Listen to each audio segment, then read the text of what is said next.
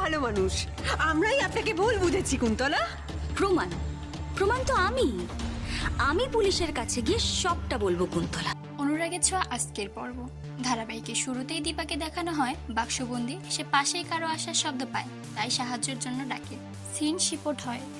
আবার বিয়ে বাড়িতে অনুজা সোনাকে বলে, এখনো চারু আসেনি কেন? সোনা বলে, এই তো এতক্ষণ বাদে সে রেডি হচ্ছে। তখন আমরা বিশাল ঘোমটা দিয়ে বউ সেজে আসতে দেখি। বউকে সেটা চারু কি না চেনা যাচ্ছিল না। ঘুমটার আড়াল থেকে সে বলে, সিঁদুর দানের আগে ঘুমটা খুলবে না। বিয়ে সবকিছু হয়ে যাচ্ছিল, তখনই সেখানে চারু এসে বলে, এখানে কি হচ্ছে? চারুকে দেখে সবাই চক্ষু চড়ক গাছ হয়ে যায়। তখন লাবণ্যকে দীপা বলে, আমি যে ভাবছি তুই ওকে ভাবছিস? লাবণ্য বলে, হ্যাঁ ভালো দাদা, আমিও তাই ভাবছি। এখন উর্মি এসে ঘোমটাটা তুলে ফেললে দেখা যায় বউ সাজে, সেটা আর কেউ নয়, দীপা। দীপাকে দেখে কুন্তলা হা হয়ে যায়। সে তো দীপাকে বেঁধে রেখেছিল, দীপা কি করে এখানে আসলো? চারু তখন বলে, তুমি এটা কেন করলে দীপা? এখন আমার কি হবে? দীপা তখন বলে, নিজের স্বামী রেখে কেউ অন্যের স্বামীকে বিয়ে করে? তুমি সূর্যকে বিয়ে করলে তোমার স্বামীর কি হবে? তখনই বাসায় ডেলিভারি বয় এসে ফুলের তোড়া দিয়ে যায়। প্রবীর ফুলের তোড়ার সাথে থাকা চিরকুট পরে দেখে ফুলের তোড়াটা সাক্ষ্য সরকার নামে কেউ পাঠিয়েছে। দীপা চারুকে বলে, আমি কি করব? দেখো নিজে না আসে ফুলের তোড়া পাঠিয়ে দিয়েছে, তাও নিজে আসলো না। এই কথা বলে চারু দীপাকে জড়িয়ে ধরে। এদের কাণ্ড দেখে সবাই তো হা বনে যায়। দীপা বলে, কি সবাই অবাক হচ্ছেন তো? আমার আর এছাড়া কিছু করার ছিল না। আমার অবর্তমানে চারু যাতে এ বাড়িতে এসে সব সামলাতে পারে, এজন্য আমি ওকে ফোন করে ডেকেছিলাম। সোনা তখন রেগে গিয়ে বলে, তুমি এই মহিলার সাথে মিশে আমাকে আমাদের বাড়ি সবাইকে ঠকালে। চারু বলে, মাকে কাছে পেলে কেউ ঠগে না সোনা। কুন্তলা চারুকে বলল, সবাই তোমাকে ঠগাচ্ছে। তখন দীপা রেগে গিয়ে কুন্তলাকে কষিয়ে এক থাপ্পড় মারল।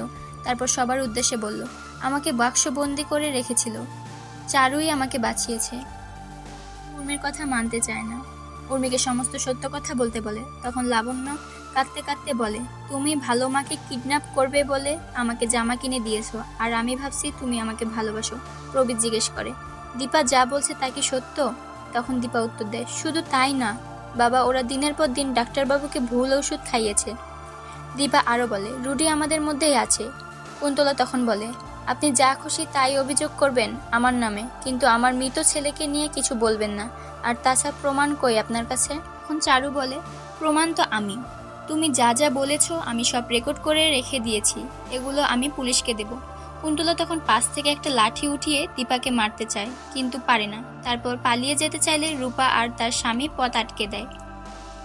দীপাকে সোনা বলে, তুই বিধবা না সোনা, তোর জীবন থেকে সমস্ত রং কেড়ে নিয়েছে এই রুডি। এই বলে দীপা মণ্ডপ থেকে আগুন এনে রুডির জামায় লাগিয়ে দেয়। আগুন দেখে রুডি ভয় পেয়ে নকল চুল জামা কাপড় সব খুলে ফেলে। তখন সবার সামনে সত্যিটা বেরিয়ে পড়ে। সোনা নিজের চোখ সবকিছু দেখে রেগে গিয়ে রুডিকে লাঠি দিয়ে পেটাতে থাকে। উর্মি তখন ভাবে সবাই এখন তাকে দোষী ভাববে, সে নিজেকে শেষ করে দিবে। এই ভেবে সে নিজের পেটে নিজেই ছুরি বসায়। সবাই উর্মির কাছে ছুটে এলে এই ফাঁকে কুন্তলা আর রুডি পালিয়ে যায়। আজকের পর্ব এখানেই শেষ।